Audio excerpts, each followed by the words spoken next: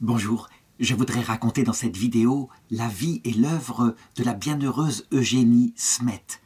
C'est une femme au XIXe siècle qui a eu l'idée de penser aux âmes du purgatoire et d'inventer une congrégation religieuse qui soit consacrée à cette pauvreté-là, cette pauvreté à laquelle on ne pense pas assez, la pauvreté de ceux qui sont en purification, en marche vers le ciel et qui n'ont pas encore atteint la vision béatifique.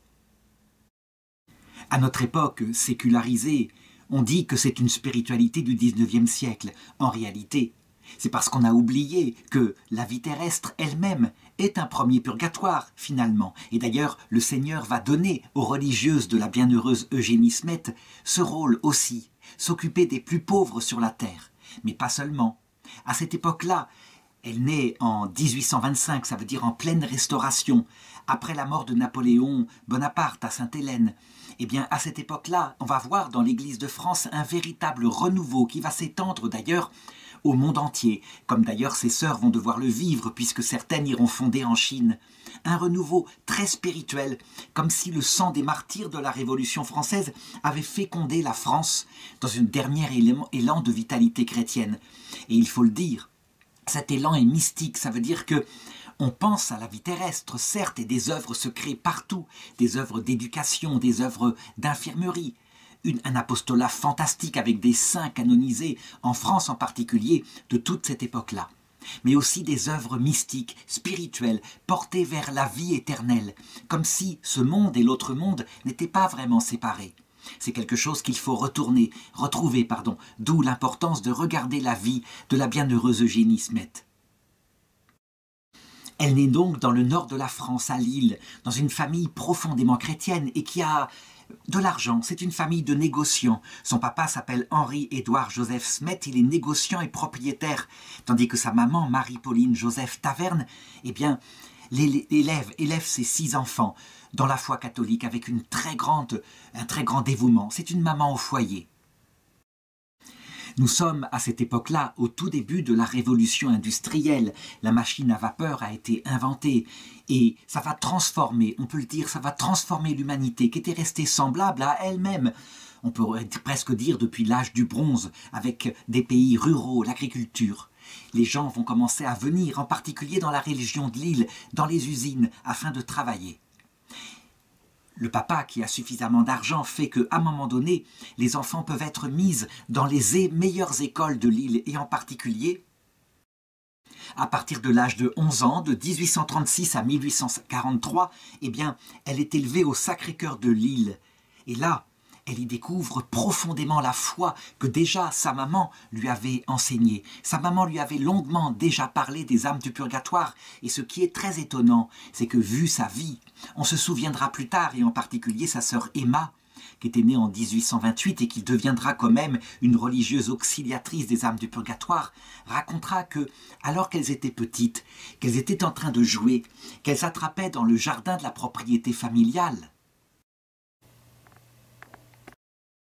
situées à Los-les-Lilles, qu'elles attrapaient des beaux papillons, qu'elles les mettaient dans un récipient. Eh bien, soudain, cette grande sœur qui était là, qui réfléchissait, qui pensait vraiment au sens de la vie, fit cette réflexion. « Savez-vous à quoi je pense ?» dit-elle à ses amis. « Dites-moi, si l'une d'entre nous était dans une prison de feu et qu'il nous était impossible de sortir, sauf si quelqu'un, par un simple mot, pouvait nous en délivrer. Est-ce que, à votre avis, nous ne prononcerions pas vite ce mot, n'est-ce pas? Eh bien, voilà pourtant ce qui arrive aux âmes du purgatoire. Elles sont comme ces papillons dans ce récipient. Elles sont dans une prison de feu. Le bon Dieu n'attend de nous qu'une prière pour les en délivrer. Et cette prière, nous ne la disons pas. Et puis, comme si de rien n'était, elle reprit ses jeux. Mais cette phrase-là était sans doute prophétique. En réalité, la petite Eugénie, portée par l'enseignement de sa maman, et puis ensuite des frères dans l'école où elle était, eh bien, on dirait qu'il n'y a pas de distance entre elles, entre ce qu'elle voit de ses yeux ici-bas et la misère en particulier qui se profile partout, les ouvriers qui sont exploités par les patrons, qui quelquefois ont à peine de quoi survivre, dont la morale s'écroule hein, très très facilement. Et puis les âmes du purgatoire qui elles aussi sont dans une grande misère de l'autre côté. C'est comme si tout cela formait une seule échelle, une échelle posée sur la terre et qui était dressée vers le ciel, avec au sommet la vision béatifique. En tout cas, elle va développer cette spiritualité-là et on peut dire que les deux domaines de la théologie qui la fascinent la plus à cette époque-là, c'est la question du purgatoire et celle de la divine providence.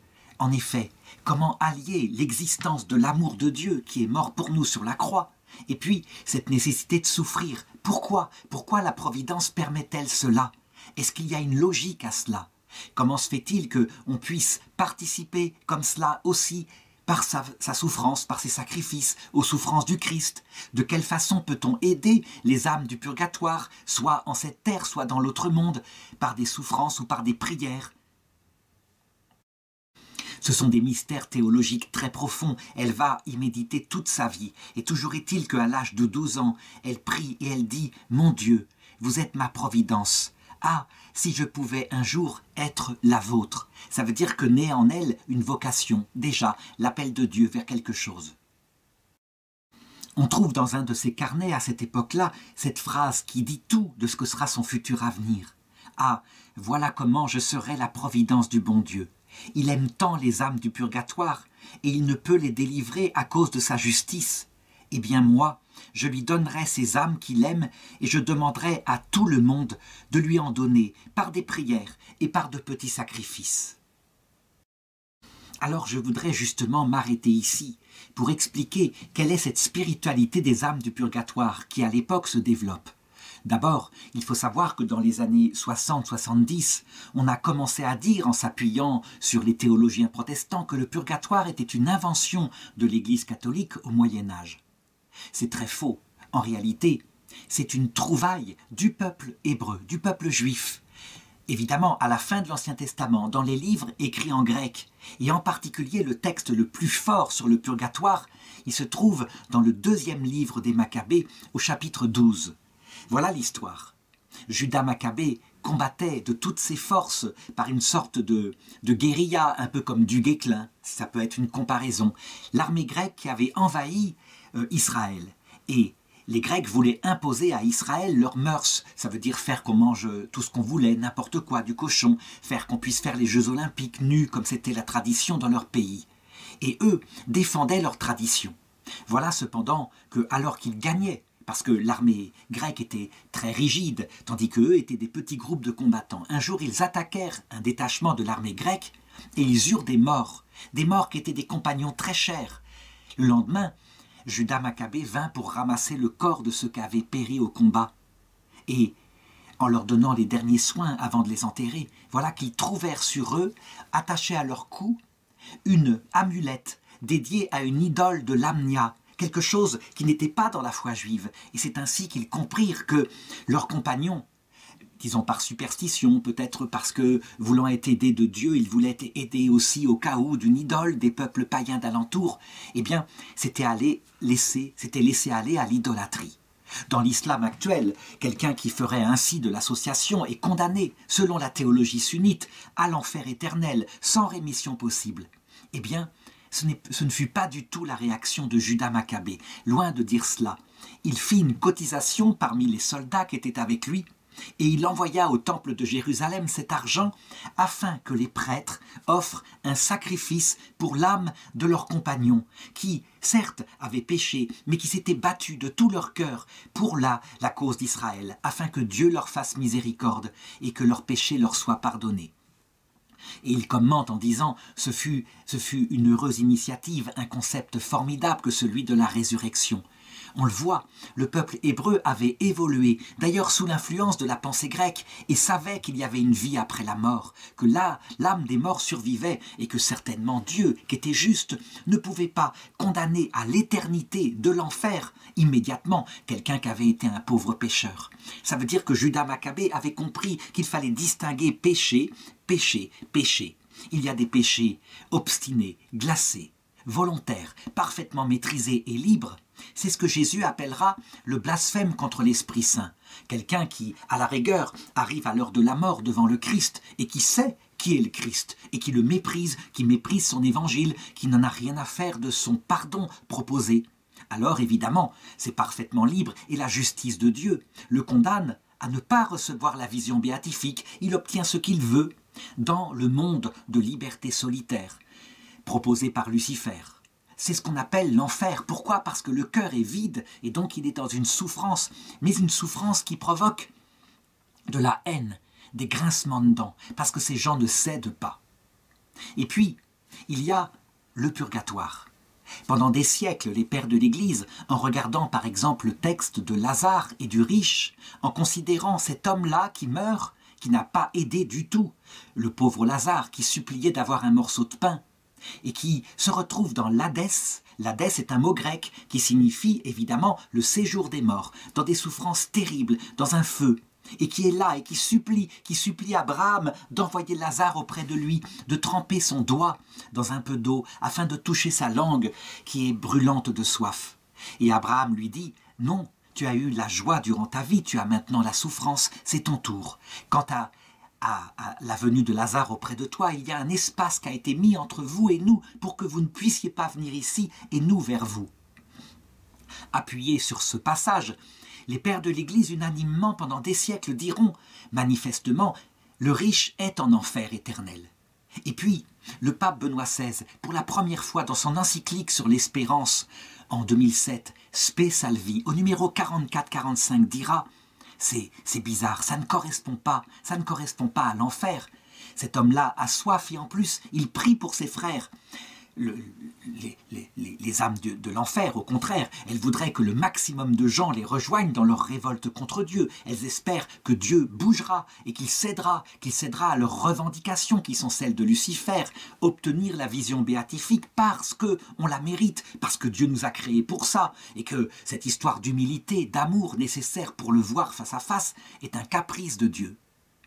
Manifestement, dit le pape Benoît XVI, ce texte-là a permis de composer la foi de l'Église concernant le purgatoire.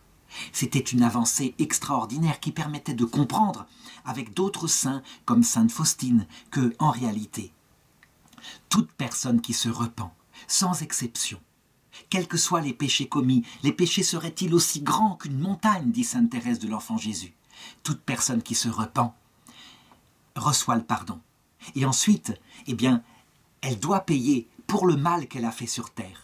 Ce que Jésus dit, quand il dit « Hâte-toi de te réconcilier avec ton frère tant que tu es en chemin sur la terre, de peur que ton frère ne te livre au juge, et là le juge te livrera au bourreau, et le bourreau au geôlier, et tu ne sortiras pas de ta prison avant que tu n'aies payé jusqu'au dernier sou. » Et c'est à ça que pense la petite Eugénie de Smet.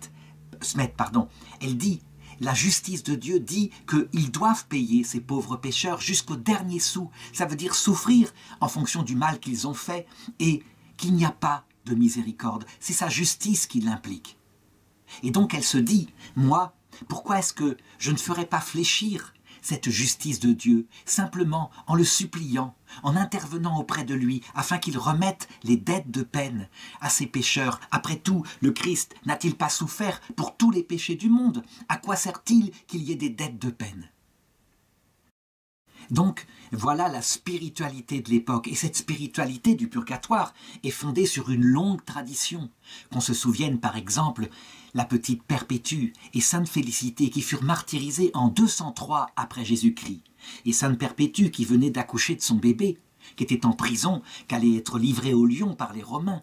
Et son papa venait la supplier de mettre un peu d'encens devant la statue de l'empereur pour survivre pour son fils. Simplement ça. Eh bien, elle ne céda pas. Il n'était pas question de quitter de quoi que ce soit l'amour de son Seigneur. Et voici qu'elle eut un rêve la nuit et qu'elle vit nettement son petit frère qui était mort quelques années plus tôt, à l'âge de 8-9 ans, et qui était dans l'état du riche de la parabole. Il était là, il essayait comme il le pouvait, lui qui était mort d'un terrible cancer, de boire de l'eau, qui était dans une vasque qui était trop haute pour lui et il ne pouvait pas l'atteindre et il mourait de soif. Quand elle se réveille de ce rêve, elle dit à Dieu, comment ça? Moi je vais donner ma vie pour toi, demain, dans le cirque, et toi tu permettrais que mon frère, qui était petit, qui faisait des bêtises, mais qui ne mérite pas ça, soit ainsi au purgatoire. et elle exigea de Jésus-Christ que sa dette de peine lui soit pardonnée. Elle se rendormit et elle vit de nouveau son frère, et cette fois la vasque s'était abaissée, il pouvait boire goulûment et il retrouvait sa joie, et il jouait comme quand avant il était dans la maison, juste avant sa mort. Eh bien, dans l'Église, cette idée que l'on pouvait, par ses prières et ses sacrifices, faire fléchir la justice de Dieu était là, s'était répandue. En tout cas, on a affaire à une jeune fille qui est une battante, qui est loin d'être ce que la légende dit dans les familles bourgeoises de l'époque, ça veut dire une petite fille toute soumise, toute obéissante.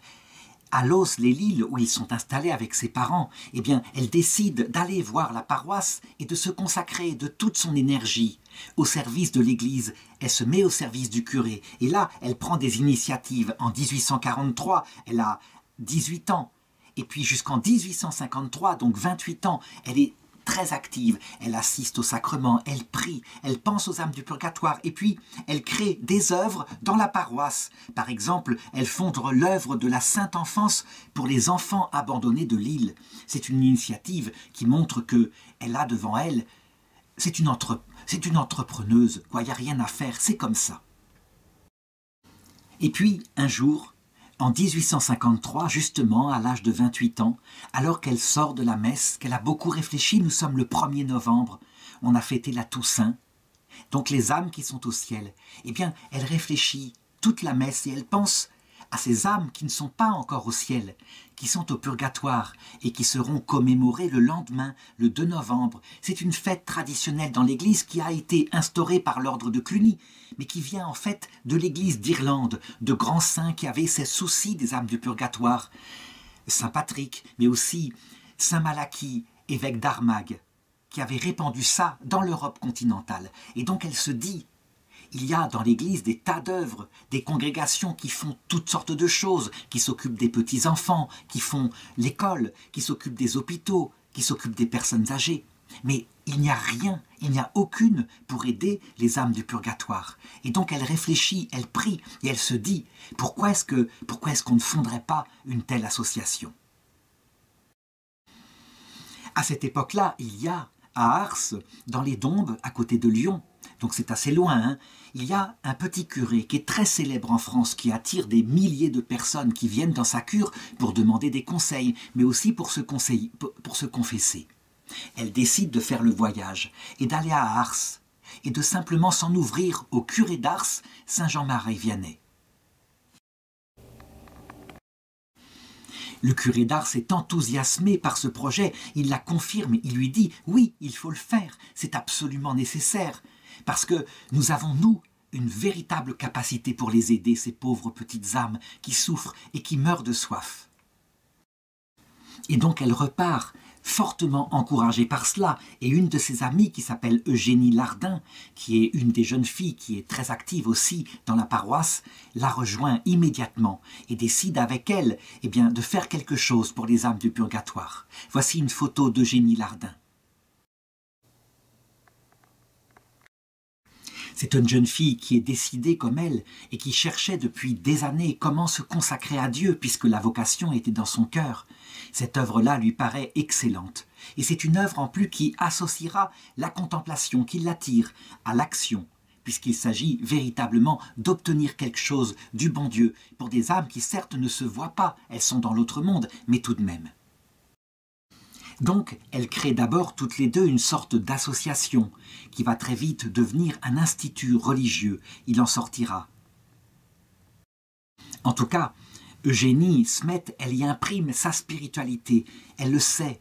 Il faut prier, souffrir, agir pour les âmes du purgatoire. Elle s'inspire un petit peu de la révélation qui a été reçue par une certaine Marie Lataste, où le Seigneur lui avait dit à cette jeune fille qui est vénérable, « Tu ne saurais rien faire de plus agréable à Dieu que de venir au secours des âmes du purgatoire. » Et puis, il faut se souvenir que dans la messe, cette spiritualité est rappelée tous les jours. Il y a l'évocation, le rappel de la communion des saints. Chaque messe, on prie pour les fidèles défunts.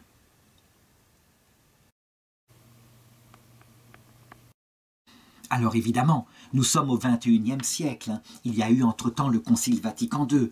Il y a eu les écrits du pape Benoît XVI, en particulier sur l'eschatologie. Et donc on peut dire que la théologie a profondément médité et s'est approfondie dans la compréhension de ce purgatoire. Je voudrais ici donner les apports que l'Église, par l'inspiration de l'Esprit Saint, a eus et que certainement la petite Eugénie Smet aurait bien aimé avoir. Sa spiritualité en aurait été beaucoup plus riche. En réalité, tout cela est cohérent. La cohérence vient de Dieu dans sa Trinité. Ce Dieu unique, éternel, créateur du monde, c'est réellement trois personnes. Mais trois personnes qui sont en fait une émanation de lui-même. Le Père se contemple et sa contemplation, c'est son Verbe éternel, qui est donc parfaitement semblable à lui-même puisque le Père se connaît parfaitement. Quant à son Saint-Esprit, c'est l'amour infini qui jaillit entre le Père, donc Dieu, et son Verbe, ça veut dire celui qu'on appelle le Fils. Et cet amour qui est infini possède l'essence même de Dieu, forcément, puisqu'il n'y a rien d'infini en Dieu sinon Dieu. Les trois personnes de la Trinité sont trois réelles personnes en même temps qu'elles forment un seul Dieu. Et leurs relations entre elles sont non seulement liées à la connaissance, comme un jaillissement de lumière, à l'amour, comme un jaillissement de feu, un peu comme le soleil qui serait lumière et chaleur, mais en même temps, il y a entre elles une profonde relation d'infinie humilité. Le Père, qui n'est que le Père, dit au Fils « Je ne suis que par toi ». Et c'est vrai, on le comprend conceptuellement. Un Père n'existe pas s'il n'a pas de Fils. Et le Fils n'est que par son Père. D'où cette parole de Jésus sur la terre qui dit « Le Père est plus grand que moi ». Et nous savons très bien, dogmatiquement, que ce n'est pas vrai. Ils sont d'une seule essence, mais c'est l'humilité immense du Fils qui tient son être complet du Père et qui le dit aux hommes. Ainsi, ce Dieu tout-puissant, le Créateur du monde, est aussi la personne la plus simple, la plus humble, la plus petite, au point que d'ailleurs, c'est tellement vertigineux. On ne peut pas voir ce Dieu infini si on ne devient pas soi-même tout humble, sans illusion sur soi, pauvre de cœur. L'humilité est la disposition indispensable sur laquelle va naître la charité qui nous fait aimer Dieu. Mais si une âme n'est pas totalement humble, elle ne peut pas supporter la vision béatifique. Donc, comment comprendre le purgatoire? Eh bien, c'est simple. Dieu, qui a créé l'humanité pour la vision de Dieu, pour nous montrer le bonheur infini qui jaillit en lui, il fallait que, librement, nous acquérions ce cœur tout humble, tout obéissant. C'est ce qu'il a fait en Adam et Ève en les mettant non pas directement dans le paradis, mais sur terre pour un temps, avec seulement un ordre d'obéir. Et puis ils ont péché. Dieu ne s'est pas découragé. Il passe maintenant pour nous apprendre à devenir humbles par la souffrance. Et la souffrance, c'est donc un chemin que Jésus a expliqué, lui le Verbe éternel en venant sur terre, qui nous permet d'acquérir non seulement ce cœur humble, celui qui a souffert évidemment et sans illusion sur lui, mais pour ceux qui sont chrétiens, qui marchent avec le Christ, d'offrir ces souffrances comme un acte d'amour pour aider les petites âmes qui ne connaissent pas ce mystère. C'est ce qu'on appelle la communion des saints. Donc, que se passe-t-il quand on arrive à l'heure de la mort? Devant Jésus qui nous accueille, dit sainte Faustine, accompagnée des saints et des anges, et ceci est confirmé par Luisa Picaretta, par Marthe Robin, eh bien, toutes les âmes droites, celles qui sont de bonne volonté, immédiatement le reconnaissent, se tournent vers lui, se mettent à l'aimer de tout leur cœur. Tandis que les âmes fondamentalement tournées vers elles-mêmes vivent un combat et quelquefois se tournent vers Lucifer. Ça veut dire vers l'amour d'elles-mêmes poussé jusqu'au mépris de ce Dieu mort pour elles. Quant aux âmes qui sont droites, eh bien quelquefois elles sont dans l'état qu'on voit chez Zachée. Dans l'Écriture sainte, il est bouleversé parce que le Seigneur est venu dans sa maison. Ça le touche beaucoup. Il l'aime et il dit au Seigneur « Tu vas voir ce que tu vas voir, Seigneur. Je rembourserai 4 fois pour le mal que j'ai fait si j'ai escroqué des personnes. » Il faut dire que Zachée était un collecteur d'impôts. Le Seigneur, loin de lui dire « mais c'est n'importe quoi », lui dit au contraire « magnifique, vraiment, le salut est entré dans cette maison. » Eh bien, la réaction de Zachée, c'est la réaction des âmes face au Christ lorsque il y a en elles la conscience qu'elles ont fait énormément de mal sur la terre, qu'elles le voient dans le regard du Christ. Et donc, celles qui ne sont pas tout humbles, sans illusion sur elles, réagissent en disant « Seigneur, je vais rembourser tout. Je vais rembourser tout. Tu verras. Compte sur moi. » Et le Seigneur les bénit. Il leur promet qu'elles iront un jour au paradis. C'est ainsi que le purgatoire, c'est la volonté libre d'une personne bouleversée par l'amour du Christ et qui, par amour, veut payer toutes ses dettes. La justice de Dieu l'accepte. Cette âme-là, en réalité, on le constate, il lui manque de l'humilité. Ça veut dire que quand Jésus dit que les prostituées et les pécheurs vont plus vite que les prêtres juifs qui étaient là devant lui au paradis, c'est parce qu'elles sont sans illusion sur elles. Ça veut dire que dès qu'elles arrivent devant le Christ, elles disent « Seigneur, tu me connais, tu me remets sur terre, je recommencerai. Seigneur, dis seulement une parole et je serai guéri. » Elles ne cherchent pas à rembourser, elles cherchent simplement la pitié du Sauveur qui est devant elles. Alors que les âmes fières veulent véritablement, par amour, rembourser.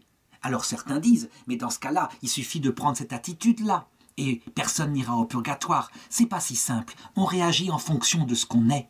Et donc quand on est fier, on réagit comme ça, et c'est juste. Évidemment, le purgatoire, c'est un temps extrêmement douloureux, un temps de solitude, loin de Dieu, dit sainte Catherine de Gênes, avec cette soif, cet amour brûlant qui va purifier peu à peu le cœur. Au bout du compte, après un temps de joie, parce qu'on est sauvé, on en est sûr, on s'ennuie, on s'attriste, on n'arrive à rien, et ça paraît si long. Au bout d'un certain temps, on se désespère. Et là, une qualité est acquise, dont je parlais tout à l'heure. Je disais, nul ne peut voir Dieu sans être tout humble. L'âme qu'a connue au purgatoire, ce temps de désespoir, elle finit par être tout humble. Et elle finit par dire, et c'est la dernière étape du purgatoire qu'on appelle le sein d'Abraham. Ça veut dire cette étape où l'âme est toute pauvre, elle est prête à rentrer au ciel. Seigneur, je ne suis pas digne de te recevoir. Dis seulement une parole et je serai guérie. Et elle est prête, s'il le veut, à rester séparée de lui pour toujours. Seul lui et le prochain comptent. Les dettes sont payées. Et c'est là que les indulgences peuvent être acceptées par l'âme du purgatoire. Ça veut dire que, à un moment donné, quand elle voit que quelqu'un de la terre prie et se sacrifie pour elle, et lui dit « Vraiment, je prends ta dette de peine, tu n'as pas besoin, je t'envoie depuis la terre l'indulgence plénière du Seigneur », et que ça lui est confirmé par le Seigneur, l'âme, purifiée, au cœur humble, accepte enfin d'entrer dans le paradis, que les dettes de peine ont été payées par le Seigneur. Et donc l'indulgence fait que le texte de Jésus « Il paiera jusqu'au dernier sou » n'est pas réalisé. Eugénie Smet ne sait pas évidemment tout cela, elle sait simplement que l'offrande d'une souffrance peut délivrer des âmes du purgatoire instantanément. Elle ne sait pas qu'en réalité, les anges prennent ces offrandes, les portent aux âmes et que ces âmes dans leur prison sont bouleversées, que l'image du papillon qu'elle donnait était vraie. Elles sont bouleversées, elles voient que des âmes qui sont dans un purgatoire pire qui s'appelle la terre, parce qu'elles n'ont rien vu de tout cela, sont capables de souffrir pour elles. Et du coup, en larmes, touchées d'un seul coup, elles accélèrent l'acquisition de ce cœur kénose, par la compassion qu'on a pour elles. Voilà comment les choses peuvent véritablement provoquer cette communion des saints. Toujours est-il que son projet se concrétise de plus en plus et le 19 janvier 1856, elle entend parler qu'à Paris, à la paroisse Sainte-Mérie, il y a une association qui a à peu près eu la même idée qu'elle. Quelque chose comme ça, un prêtre qui pense qu'il faudrait faire quelque chose pour les âmes du purgatoire. Il faut dire que c'est dans l'ère du temps. Il y aura par exemple le sanctuaire de Montligeon qui sera fondé, lui aussi, dans cette période du 19e siècle. Et donc, pour la première fois, le 19 janvier 1856, elle prend le train. Le train qui est encore à vapeur, qui est pas comme le train de maintenant, qui est très lent, et elle va à Paris. Là, elle débarque, elle ne connaît personne, elle est toute démunie. Elle va d'abord à la paroisse Saint-Méry, et peu à peu, à cause de sa bonté, de sa passion aussi pour cette œuvre-là, qu'elle veut absolument créer, de cette énergie qui règne en elle, on la met en contact. On lui permet de rencontrer par exemple Monseigneur Cibourg, qui est l'archevêque de Paris. Elle lui parle de son projet, et lui, il lui donne sa bénédiction immédiatement, sans même attendre. Il dit « c'est une excellente idée ». Évidemment, il n'y aura rien d'autre que cette bénédiction spirituelle, mais ça lui suffit quelque part. Si elle avait pu recevoir évidemment un bâtiment et de l'argent pour l'aider, ça aurait été mieux. Ça fait rien. Elle continue. Et là, elle rencontre une certaine Madame Jurien. C'est une dame, une demoiselle assez âgée, qui est très fantasque, qui est très originale, mais véritablement pour elle, les âmes du purgatoire, c'est quelque chose d'essentiel. Elle a de l'argent et elle va mettre un soutien financier et en plus, je dirais, à un moment donné, elle va les aider à trouver un bâtiment. Et c'est ainsi que le 2 juillet 1856, elles s'installent, les deux Eugénie ensemble, rue de la Barouillère. Cette maison-là existe encore et elle est toujours le siège, la maison mère des sœurs auxiliatrices des âmes du purgatoire qui existe toujours, mais j'en parlerai tout à l'heure. Manifestement, la Providence est avec elle, puisque voilà que le 2 juillet 1856, eh bien, un pauvre vient frapper à la porte. C'est une personne qui les appelle au secours, pour une personne, une femme qui est mourante, qui est toute seule, une pauvre ouvrière qui est dans son lit. Et il faut venir l'aider, ce n'est pas possible, on ne peut pas laisser une telle misère se faire. Elles y vont, toutes les deux, et elles se mettent à l'aider.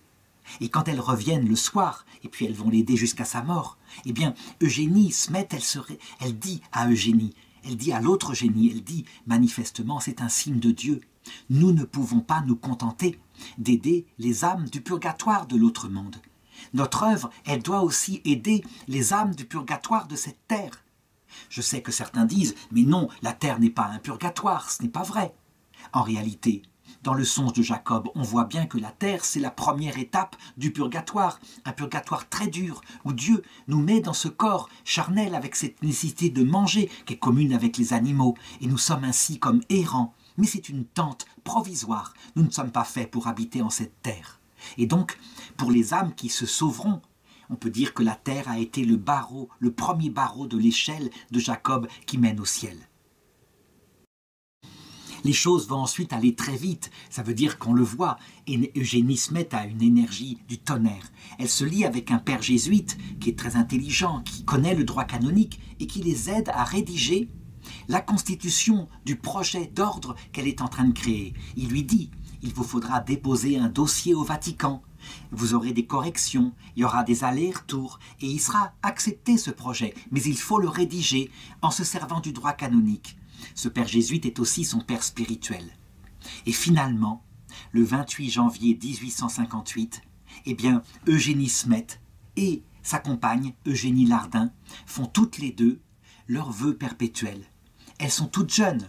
Eugénie Smet a 34 ans et elle prend le nom de religion de sœur Marie de la Providence. Elle le gardera jusqu'à la fin de sa vie. Quant à Eugénie Lardin, qui a 32 ans, elle prend le nom de Marie du Sacré-Cœur.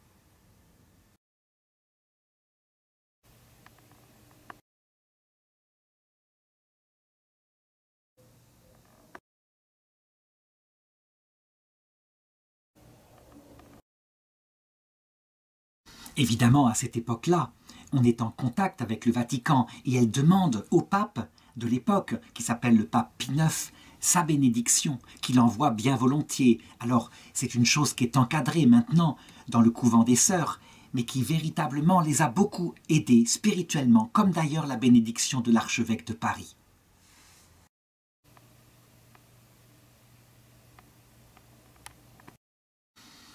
Le nom de religion que Eugénie a choisi est évidemment lié à sa profonde spiritualité. Elle le dit tout le temps. La Providence, c'est elle qui nous conduit. Et son chemin, sa réflexion s'approfondit peu à peu, avec la découverte, ne serait-ce que par ces pauvres qui sont venus instantanément, juste après la fondation, frapper à la porte de leur maison. Cette solidarité qu'on appelle la communion des saints, qui est quelque chose, eh bien, qui est gardé intact dans l'Église catholique et dans l'Église orthodoxe, qui fait partie du credo, du symbole des apôtres, que les protestants ont coupé, en ce qui concerne en tout cas les âmes du purgatoire au ciel. Et elle dit, il n'y a pas de frontière à l'amour, il n'y a pas de frontière même celle de la mort. Notre charité doit s'étendre sur terre et dans l'autre monde. Nous devons aller jusqu'aux profondeurs du purgatoire, jusqu'aux dernières limites de la terre, pour aider tous les hommes, qu'ils soient sur la terre, qu'ils y soient actuellement, qu'ils y aient passé jadis, ou qu'ils soient encore en attente de la rencontre définitive avec Dieu. Cette phrase qu'elle dit là est particulièrement prophétique. On sait comment la réflexion chrétienne actuellement, qui se penche sur l'eschatologie, le montre. Le pape Benoît XVI, par exemple, dans Spe Salvi, je crois 45, dit que sans doute il y a des âmes dont la sentence n'a pas encore été prononcée, qui sont entre ce monde et l'autre, dans la mort, dans le passage de la mort, dans le séjour des morts, qu'il y a donc, comme le pensaient les anciens Irlandais, les moines, qu'il y a effectivement des âmes qu'on peut aider, dont le purgatoire est encore présent sur terre. Bref, tout un mystère à découvrir là, mais que par des petits mots comme ça, elle semble inspirée par l'Esprit Saint pour les donner. En 1863, eh bien, le nombre de religieuses qui entrent dans son ordre, qui a des débuts difficiles, mais dont la bénédiction pontificale aide bien, eh bien, le nombre augmente. Elles sont maintenant 54 religieuses. Nous sommes en pleine époque de Napoléon III. Le Troisième Empire est là, c'est la fête impériale à Paris, évidemment, mais elle se soucie des âmes, principalement. Ce qui est marquant chez Eugénie Smet, donc vers Mère Marie de la Providence, c'est son ouverture totale. Elle est là, elle a des religieuses, on lui en demande à Nantes, eh bien elle accepte. Et puis, si on lui demande des religieuses ailleurs, par exemple, comme ça va se passer en 1867, un évêque de Chine, qui s'appelle Monseigneur Longuilin, vient célébrer la messe à la Baroudière, donc à la maison mère. Et là, eh bien, il parle aux sœurs et il leur dit « Nous aimerions tellement recevoir des aides féminines de France pour nous aider là-bas en Chine. Nous avons des religieuses chinoises qui sont très démunies. Elles sont auxiliaires féminines locales et elles s'occupent en particulier des enfants qui sont orphelins. Est-ce qu'il n'y aurait pas par hasard parmi vous des religieuses qui seraient prêtes à donner leur vie ainsi pour la Chine et à venir les aider ?» Mère Marie de la Providence va prier, elle va en parler à ses sœurs, elle va réfléchir avec elles, et très vite, eh bien, elle accepte. Finalement, aucun moyen n'est refusé, on le voit, son ouverture est totale. Et donc, à partir de 1867, eh bien, 2 sœurs d'abord partent pour la Chine, afin d'aider, elles sont un peu les éclaireuses, et puis ensuite d'autres les rejoignent. Le pape Pie XII, lorsqu'il va la béatifier, dira: c'est incroyable, mais la charité de Mère Marie de la Providence et de l'ordre qu'elle a fondé envers les âmes souffrantes s'unit intimement chez elle à l'apostolat le plus concret, le plus actif, le plus universel. Voilà sans aucun doute un trait saillant de sa physionomie spirituelle et le cachet particulier que Dieu voulut lui donner. En réalité, c'est lié à son enfance, je l'ai dit. Il n'y a pas en elle de différence entre le purgatoire de la terre et le purgatoire derrière le rideau, de l'autre côté de cette vie. C'est tout un. Il faut aider, simplement, selon les moyens qu'on a. Alors évidemment, comme on peut s'y attendre, puisque c'est par ses prières et les prières de ses sœurs, mais aussi par ses sacrifices, qu'elle peut toucher les âmes du purgatoire et hâter leur délivrance, eh bien le Seigneur la prend au mot et elle est abreuvée de souffrance. La fondation de son ordre religieux ne va pas se passer facilement. Elle a en elle 1000 angoisses, 1000 soucis qui assaillent son cœur. Elle a des désolations intérieures profondes. Ça veut dire qu'à un moment donné, cette présence vivante de Dieu qu'elle avait lui est comme retirée. Et elle se retrouve là, sur terre, un peu comme au purgatoire. On pourrait presque dire que c'est une épreuve mystique, que le Seigneur lui fait passer par les mêmes sentiments, la nuit de l'esprit en particulier, que doivent vivre ces âmes ainsi dans l'autre monde. Et puis, il y a un dénuement matériel complet. Mais la Providence est toujours là, elle le constate, avec des tas de signes qui leur sont donnés, évidemment. Un jour, alors que son âme est éprouvée par de profondes amertumes, elle confie sa perplexité au saint curé d'Ars. Et lui, il lui répond, par lettre. « Monsieur le curé sourit au récit de toutes vos épreuves. Et il me charge de vous dire que ces croix sont des fleurs qui bientôt donneront leurs fruits. Si Dieu est pour vous, qui sera contre vous ?» Et dans une autre lettre, il conclut ainsi: « Une maison qui s'élève sur la croix ne craindra plus l'orage ni la pluie. C'est le sceau divin. » Ce qui est étonnant, c'est qu'en Eugénie Smet, qui est frappée de plus en plus de souffrances, et en particulier sur sa santé, eh bien, on dirait que le fait qu'elle offre ces souffrances pour les âmes du purgatoire, elle le vit très concrètement à l'oraison, C'est comme si ça la détachait d'elle-même, comme si son propre bonheur, son bien-être ne comptait plus. Et du coup, c'est étonnant, mais les sœurs en témoignent, elle est pleine de ferveur, mais aussi elle est pleine de gaieté communicative. Ça veut dire que quand elle est avec nous, sa joie se répand, et pourtant Dieu sait comme elle souffre. Personne ne sait mieux qu'elle consoler toutes les peines, d'abord de ses propres sœurs, là, dans la maison, et puis répandre la confiance et la paix. Elle répète souvent d'ailleurs, durant les chapitres, et même comme ça en privé, « Toute ma force est dans la vue de mon crucifix ». Ce qui est étonnant aussi, c'est que en pleine période, au XIXe siècle, de jansénisme, ça veut dire qu'on a une tendance à avoir une spiritualité très centrée sur la justice implacable de Dieu, qui serait différente de la miséricorde qui s'exercerait, mais le temps de cette vie. Eh bien, elle ne se fait pas du tout prendre par cette chose-là. Et avant même que Sainte Thérèse de l'Enfant Jésus n'ait fait son trait qui, je crois, tuera définitivement le jansénisme en France, quand elle dira un jour à une sœur plus âgée, qui lui avait dit « À moi, vous savez, quand je suis rentrée au couvent du Carmel, j'ai offert toute ma vie en victime expiatoire à la fureur de la justice de Dieu. » Et la petite Thérèse lui avait répondu « Ah, c'est admirable, hein, vraiment, moi je n'ai pas osé. J'ai offert toute ma vie quand je suis entrée en sacrifice à la miséricorde de Dieu. » Voilà, tout est dit. Eh bien, elle, on peut dire qu'elle suit déjà la spiritualité de cette petite sainte qui est docteur de l'Église, et elle écrit qui écrira dans son journal « Afin de pouvoir contempler ta gloire, il faut, je le sais, passer par le feu. Et moi, je choisis pour mon purgatoire ton amour brûlant au cœur de mon Dieu. » Et Mère Eugénie Smet le sait de plus en plus, hein, elle le sait. Ce sont des âmes qui sont certainement dans la souffrance puisqu'elles sont séparées de Dieu, mais fondamentalement elles sont en paix. Il y a comme 1000 ans de paix en elles puisqu'elles ont reçu la certitude qu'elles iront un jour dans la vision béatifique. N'empêche qu'il faut les aider, il faut que cela se termine vite. Ensuite arrive 1870. Elle a 45 ans. Et voilà que la guerre se déclare entre la France et la Prusse. Une guerre qui va être une défaite terrible pour la France et le gouvernement de Napoléon III va être balayé. Il y aura ensuite à Paris la Commune avec des destructions acharnées, des destructions de palais royaux comme par exemple le Louvre par le feu, mais d'autres choses aussi. Cette révolution est profondément antichrétienne.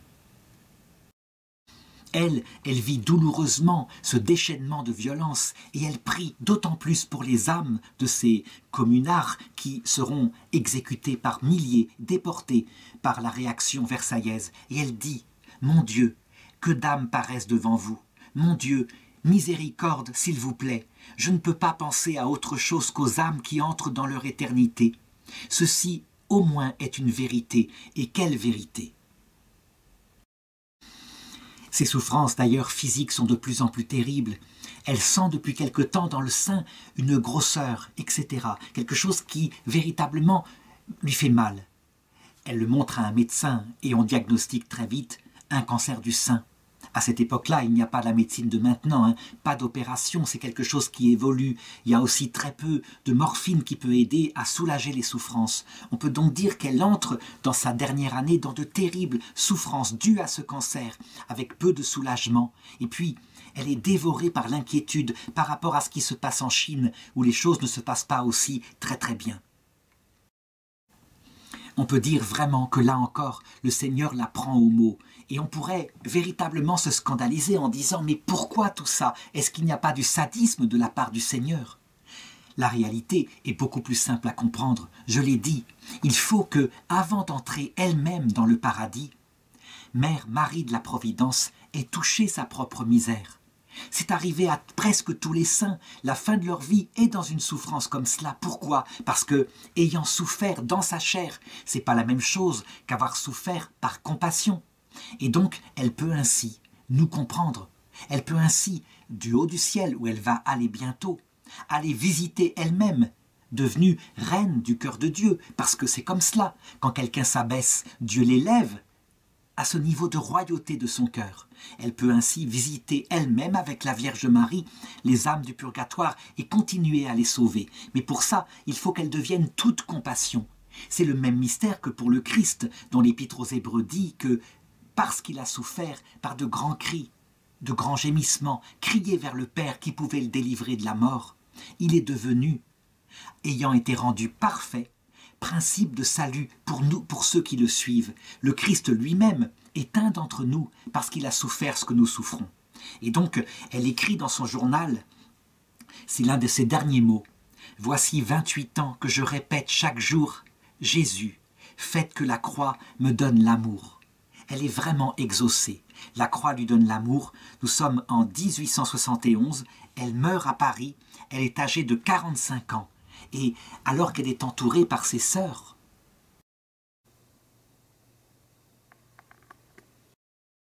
qui sont là, tristes et qui prient de tout leur cœur pour que Dieu la guérisse, qui la soutiennent du mieux qu'elles peuvent, eh bien, ces derniers mots vont être à leur adresse « la charité, la charité, la charité ». Elle laisse aussi un autre mot concernant ce mystère qu'elle avait médité toute sa vie, le fameux mystère de la providence de Dieu et ce rôle de la croix. Elle dit « Attachons-nous à la croix. Elle est notre unique espérance. La vie est si courte. Nous pouvons offrir toutes les souffrances en cette vie. Et, en comparaison, l'éternité ne finira jamais. Soyons déjà dans l'éternité par le cœur. Alors cette croix nous semblera rapide, légère. Mère Marie de la Providence, Eugénie Smet, sa spiritualité ne s'éteindrait pas. On peut dire que les gens qui l'ont entourée et qui étaient là vont véritablement sentir qu'elle est une sainte du ciel. D'ailleurs, très vite, l'archevêché de Paris ouvrira le procès pour l'enquête en béatification, et très vite, ses vertus seront reconnues. Il y aura un miracle, si bien que le 26 mai 1957, elle est béatifiée. Et le pape Pie XII résume dans une allocution l'essentiel du message qu'elle a laissé. Quiconque poursuit ainsi le dépouillement de tout intérêt personnel, de tout égoïsme, et se consacre sans réserve à l'œuvre rédemptrice universelle, connaîtra, comme Mère Marie de la Providence, la souffrance et l'épreuve, mais aussi l'invincible sécurité qui s'est établie sur la force de Dieu et même qui attend avec une humble confiance l'heure du triomphe sans fin. En toi, Seigneur, nous espérons. Ne nous confonds pas dans ton éternité. Je terminerai en disant ceci. À 18 ans, elle avait fondé, donc en 1843, la première œuvre qui était pour l'enfance abandonnée de la ville de Lille.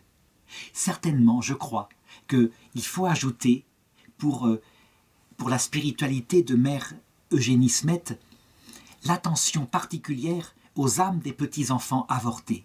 Partout dans le monde, il se crée des œuvres de prière, surtout depuis que le pape Benoît XVI, en 2007, a dit « Ne vous inquiétez pas, les limbes éternelles ne peuvent pas exister. C'est impossible, puisque le Concile Vatican II le dit.